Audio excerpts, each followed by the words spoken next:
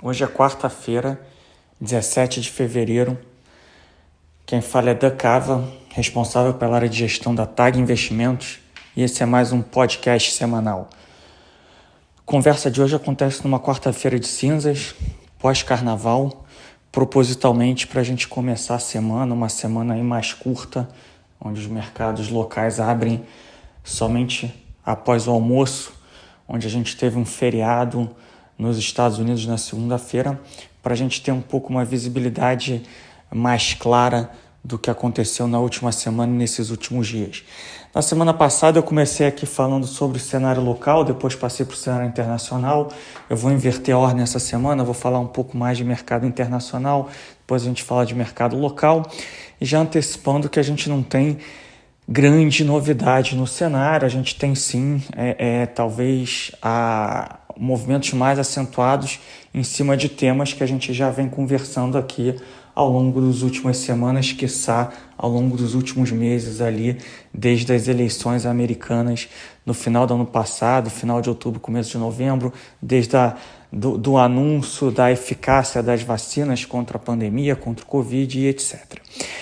Então, o que nós temos visto no cenário internacional é a confirmação de uma tese, o aumento da probabilidade de uma recuperação econômica global em cima do arrefecimento de mais um ciclo da pandemia e da eficácia das vacinas. Isso tem levado o mercado a se posicionar no que a gente chama de reflation trades, né? São as posições para reflação. O que seria a reflação? Seria exatamente a recuperação do crescimento, um cenário onde a gente reabre as economias gradualmente, essa reabertura leva a uma melhora do crescimento, isso fecha o hiato do produto das economias e, eventualmente, deve gerar mais inflação, e com isso, em algum momento do tempo, você precisa começar a retirar a liquidez das economias, seja acabando com aqueles processos de quantitative easing, que é quando os bancos centrais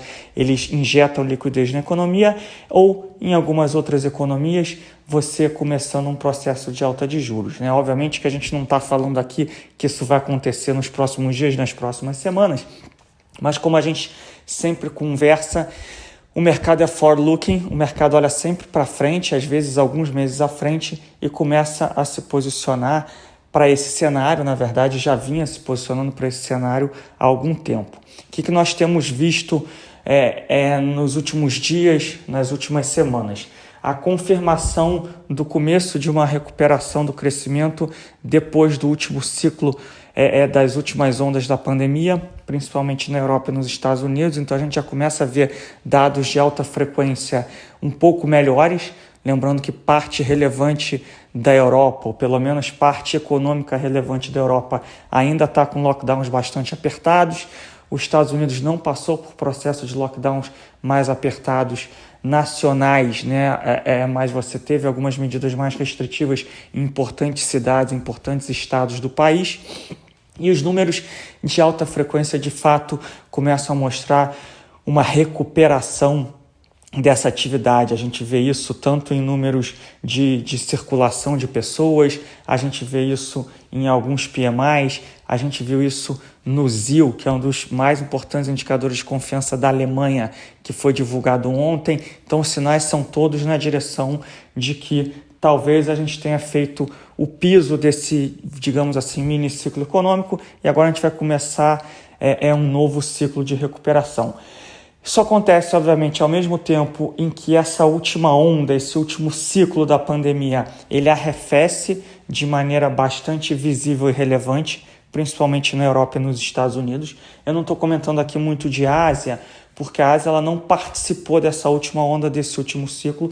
A Ásia obviamente capitaneada pela China, eles não têm mostrado um ciclo muito agudo da pandemia. Eles há alguns meses já conseguiram, pelo menos oficialmente, controlar a pandemia de uma maneira mais estrutural, e eles conseguiram reabrir as suas economias. Então também não é à toa que quando a gente olha, por exemplo, para os índices de bolsa, para os índices de ações na China, eles têm feito picos de alguns anos, ainda não são picos históricos, mas picos de alguns anos, e tem sido o grande destaque positivo de desempenho ao longo desse ano, sem dúvida alguma, tem sido as bolsas da Ásia, da China, principalmente do entorno da China, e os índices emergentes que têm um peso de China grande. Então, a gente já vê uma clara desaceleração, em alguns lugares até acentuadas na Europa e nos Estados Unidos, do número de novos casos de Covid-19, do número de internações.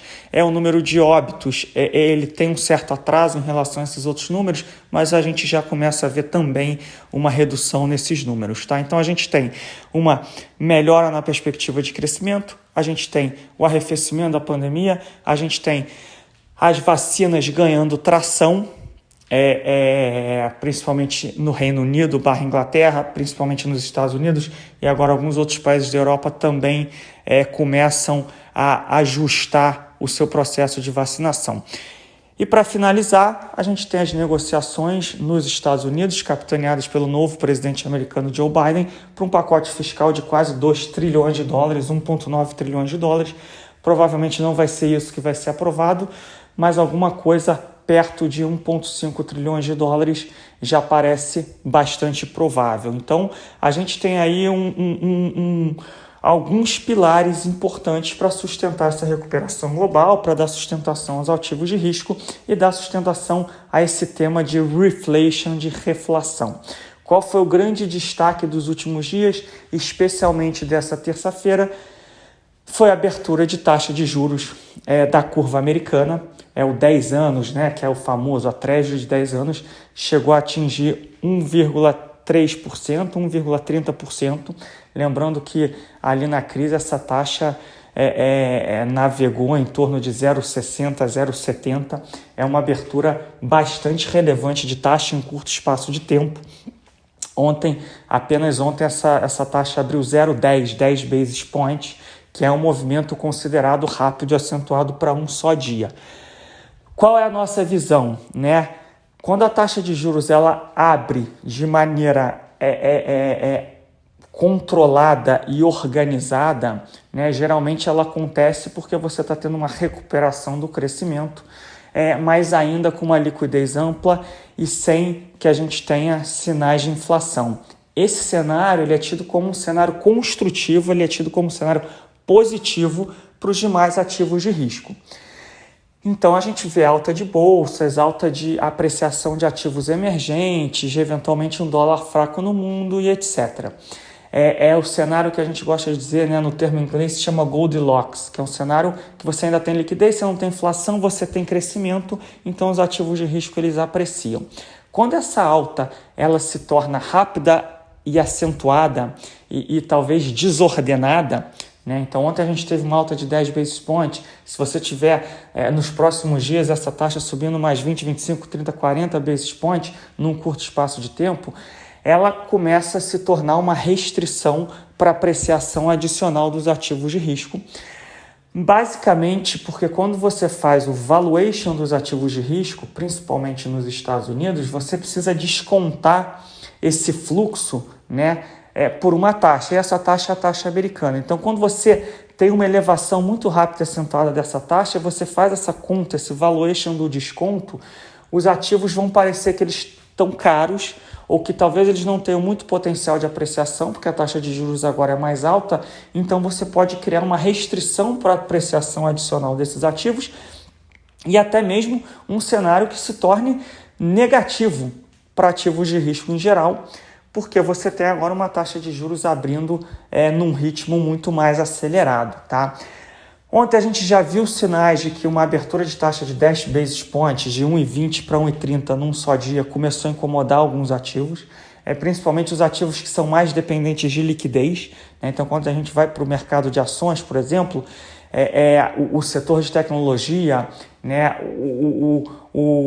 aquelas ações consideradas ações de crescimento, de growth, elas dependem muito de liquidez, né? Elas são ações que se favoreceram muito nos últimos anos com a liquidez global abundante. desde depois lá da crise de 2008 imobiliária, depois agora com a crise do Covid, você tinha muita liquidez, esses ativos eram muito beneficiados. A gente viu ontem que com um cenário que quando essas taxas de juros começam a abrir muito, esses ativos acabam sofrendo. Ontem foi um dia um pouco mais negativo para alguns índices de bolsa americanos, principalmente para a parte de fato de tecnologia, de crescimento, e para a parte de small caps, quando a gente olha tanto o Nasdaq, que é a tecnologia, quanto o Russell, que é mais small caps, mais focado em crescimento. Então, esse é um risco, né? Nosso cenário base não é um cenário que a gente vai ter inflação no curtíssimo prazo, mas a gente vem falando aqui de fato que a gente tem um certo receio do cenário de inflação mais alta quando a gente olha médio e longo prazo, 6 meses para frente. Se o mercado resolver antecipar esse cenário, de fato a gente precisa ter um pouco mais de atenção em relação aos ativos de risco. A gente continua um pouco incomodado com o nível de preço, valuation e posição técnica em algumas classes de ativos fora do Brasil. E se você entra num cenário desse de alta taxa de juros, essas classes de ativos elas podem acabar sofrendo mais. Isso pode ser mais uma restrição também à apreciação adicional dos ativos, mas é importante lembrar que preços altos, valuations esticados e posição técnica menos saudável não necessariamente levam a correções do mercado, a quedas do mercado. Elas são um ponto de atenção, elas podem fazer com que o mercado fique de lado ou se acomodando durante um tempo, mas ela precisa sempre de um trigger para que de fato a gente tenha uma correção, seja essa correção pequena, média ou grande.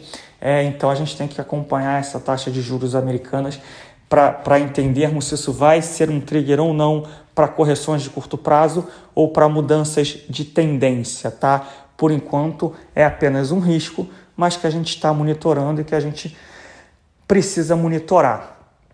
A gente não pode descartar novos ciclos, novas ondas da pandemia nos próximos meses, mas a gente acha que essa probabilidade, mesmo tendo novos ciclos, novas ondas, isso pode acontecer, a probabilidade disso não é baixa, mas a probabilidade de que sejam ondas menores, mais controladas do que as anteriores, é mais provável, dado que o processo de vacinação já está bastante avançado nas principais economias do mundo. Isso tenderia a fazer com que os ciclos sejam bem mais suaves do que o que a gente vivenciou, especialmente no final do ano passado e no começo desse ano. A gente tem olhado bastante para o caso de Israel. Israel é uma economia pequena, 10 milhões de habitantes, já vacinou um percentual muito elevado dos grupos de risco, e a gente tem visto, sim, uma queda no número de hospitalizações, internações e casos graves. Então isso confirma, num laboratório muito maior, né? Lembrando que as fases dos testes das vacinas, fase 1, 2 e 3, nas fases 3, na média, testou-se a vacina entre 8 e 12 mil pessoas, sendo que metade é placebo e metade é vacina de fato. Quando você pega Israel, você já começa a ter estudos com 500 mil pessoas, 600 mil pessoas, então é um laboratório muito maior, e o que a gente tem visto de números é bastante animador, no sentido de que, de fato, os casos graves caem drasticamente, caem quase a zero, o número de internações caem drasticamente, caem quase a zero. Vamos lembrar, não é que a pessoa não vai pegar, você ainda vai ter bastante gente sendo testada positivamente para a Covid, mas você reduz drasticamente os casos de óbitos, os casos graves e afins, e os números de Israel, que tem sido o grande laboratório global para vacina, especialmente a vacina da Pfizer, tem sido números animadores nesse sentido. Ainda não há estudos oficiais com peer review colocados em jornais de medicina, mas são números que a gente tem olhado e que trazem um certo ânimo para que, se a gente conseguir acelerar o processo de vacinação no mundo, a gente consegue endereçar estruturalmente a pandemia, tá? Esse é o cenário global. Então a gente entra essa semana aí preocupado com a taxa de juros norte-americana. Hoje, especialmente, a gente vai ter agora pela manhã uma agenda bastante carregada de indicadores econômicos americanos, que é uma foto do passado, mas a preocupação toda é olhando para frente, é uma preocupação muito mais técnica de mercado do que de cenário, onde os principais vetores que a gente tem acompanhado continuam os mesmos, né? A gente tem visto evoluções ou regressões nesse cenário, mas sem que haja uma mudança substancial nele. Vindo aqui para o Brasil, a gente continua bastante atento a como vai ser o auxílio emergencial. A gente falou na semana passada que a gente está migrando para ter alguma coisa na linha de cerca de R$250 por 3 ou 4 meses, para um número reduzido de pessoas que vão receber esse auxílio. Isso deve ter um custo em torno de R$30 bilhões para os cofres públicos, e você não teria uma contrapartida de curto prazo, mas uma, entre aspas, promessa de uma contrapartida de longo prazo. Não é o cenário ideal, não é o cenário perfeito, o importante é que a gente tenha contrapartidas, que a gente economize em outras rúbricas. É importante que a gente volte a focar em algum momento no ajuste fiscal. Acho importante deixar claro aqui que nós não somos contra o auxílio emergencial. A gente acha que o auxílio emergencial ele é uma medida importante para ajudar a população, a sociedade a atravessar um período que ainda é muito complicado socialmente e economicamente. A gente só é a favor que parte desse auxílio, ou auxílio integralmente, seja financiado por outras contas do governo, onde gasta-se muito, onde existam privilégios grandes. O nosso ponto é esse, e acho que também é o ponto do mercado. Essa é a grande preocupação, tá? Então, o Brasil continua numa situação mais frágil do que o resto do mundo, exatamente pela dificuldade que tem tido em apresentar um plano de ajuste fiscal mais coerente. Os outros vetores da economia, pouquíssimas novidades. Os últimos sinais são de que o Banco Central, em termos de política monetária, não deve começar um processo de alta de juros na próxima reunião do Copom. Para as próximas reuniões, esse cenário ainda está em aberto, né? O que a gente teve foram dados bem mais fracos de atividade econômica, números de dezembro e janeiro. Reforço aqui, eram dados esperados, era uma desaceleração esperada, mas a desaceleração parece que está sendo muito mais rápida e acentuada do que o imaginado, e isso gera uma certa preocupação, não só no governo, mas obviamente também para o Banco Central. Inflação continua mais pressionada, né, mas com números bem mais mistos. Os índices de preços ao consumidor mostrando alguma melhora, algum arrefecimento, os índices de preços ao produtor ainda mostrando pressões em vários itens da cadeia que devem levar a inflação mais alta também nos índices de preço ao consumidor. Então o Banco Central não pode baixar a guarda, ele deve sim continuar focado em fazer um ajuste, uma normalização monetária, leia-se algum processo gradual de alta da taxa Selic, tá? Em relação à pandemia no Brasil, a gente está numa situação bastante heterogênea, né? A gente tem algumas cidades e alguns estados ainda em situação precária, em situação drástica, com o sistema de saúde colapsado, o que é um grande problema. E a gente tem outras cidades, outros estados em situação muito mais tranquila, muito mais controlada, mas a mídia voltou a focar um pouco nessa questão da nova variante de Manaus, o quanto ela seria mais contagiosa e o quanto ela começa a se espalhar pelo país. Esse tem sido o destaque da mídia nos últimos 2-3 dias. É importante lembrar que eu não sou médico, nós não somos médicos, nós somos meramente observadores e, entre aspas, torcedores para que a situação não saia do controle no país. A gente precisa observar como é que vão ser aí o desenvolvimento nos próximos dias, né? Vale lembrar que a gente teve uma nova onda, um novo ciclo da pandemia que calhou junto ali pós-Natal e Réveillon. A gente teve o feriado de Carnaval, a gente não pode descartar novas ondas se a gente passar aqui 15, 20 dias do feriado de Carnaval, a gente começar a ver dados piores de novo, de número de casos, de internações e de óbitos. A gente precisa estar atento a isso. Isso obviamente tem um impacto relevante, pode ter um impacto relevante no crescimento do país. O processo de vacinação ele está num ritmo, não vou dizer adequado, porque o ritmo poderia ser muito mais acelerado se a gente tivesse os insumos, se a gente tivesse a vacina, mas o Brasil já vacinou aí pouco mais de 2% da sua população, tem conseguido vacinar num ritmo entre 200 e 400 mil pessoas por dia. É um ritmo baixo, vis-à-vis o que o país já fez no passado, que já chegou a vacinar entre 1 milhão e 3 milhões de pessoas por dia, mas não é um problema de organização interna, é um problema de falta de insumo, que não deixa de ser um problema de falta de organização do governo, que não conseguiu garantir um fluxo adequado de insumos e de vacinas no ano passado. Então agora a gente está dependendo aí de produção quase que just in time, né? Produz vacina.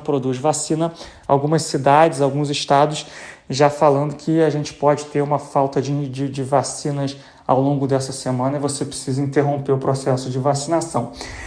A tônica vai continuar sendo essa, né? A gente acha que isso é fiscal no Brasil, pandemia e, obviamente, cenário internacional. Quando se tivermos uma alta mais rápida acentuada de taxa de juros, isso pode afetar bastante os ativos no Brasil, principalmente taxa de câmbio e taxa de juros locais. Num momento que a gente já está numa situação mais frágil por causa do fiscal, onde a gente é visto como uma economia mais alavancada. E, obviamente, no mercado de ações, no mercado de renda variável, a gente ainda tem bastante movimentação entre os setores, né, os setores cíclicos, né, commodities basicamente se favorecendo desse cenário de reflação, setores que são mais alavancados ou setores que são mais dependentes de liquidez acabam sofrendo num cenário como esse. Então, acho que a tônica desse segunda metade da semana vai ser essa.